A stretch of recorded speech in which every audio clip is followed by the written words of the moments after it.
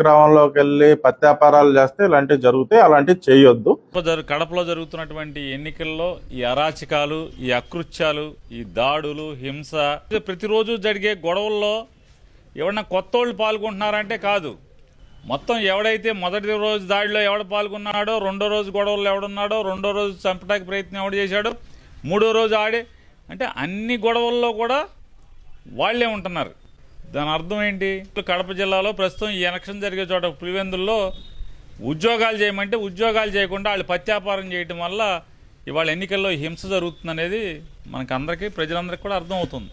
మన వాళ్ళు ఉండబట్టి వచ్చి అక్కడికి వచ్చి విడదీసి ఎవరిని తీసి హాస్పిటల్ తరలించడం చేయబట్టే కదా, లేదంటే తలకాయలు ఎగిరిపోయాయి కదా. అంటే మామూలుగా అయితే ప్లాన్ ప్రకారం తలలు తెగిపోవాలనుకుంటా.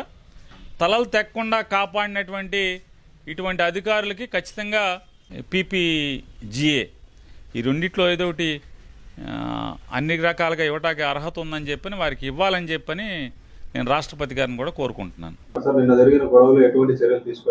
ఎందుకు తీసుకోలేదు ఏమండి? ఇప్పుడు అదుపులో తీసుకోవటం అంటే అండి, ఇప్పుడు 307 కేసు పెట్టాడు.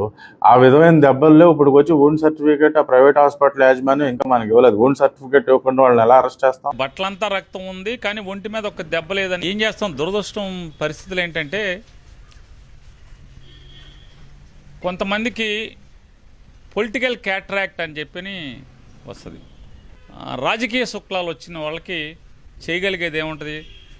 అధికారం పోయినప్పుడు ఉన్న రాజకీయ పార్టీకి ఎవడైతే వాళ్ళ అధికారంలో ఉన్నాడో ఆ అధికారంలో ఉన్నటువంటి రాజకీయ పార్టీకి అధికారం పోగానే ఆటోమేటిక్గా వీళ్ళకి కూడా ఈ రాజకీయ శుక్లాలన్నీ కూడా ఆటోమేటిక్గా ఆపరేషన్ లేకుండానే కరిగిపోతూ ఉంటాయి.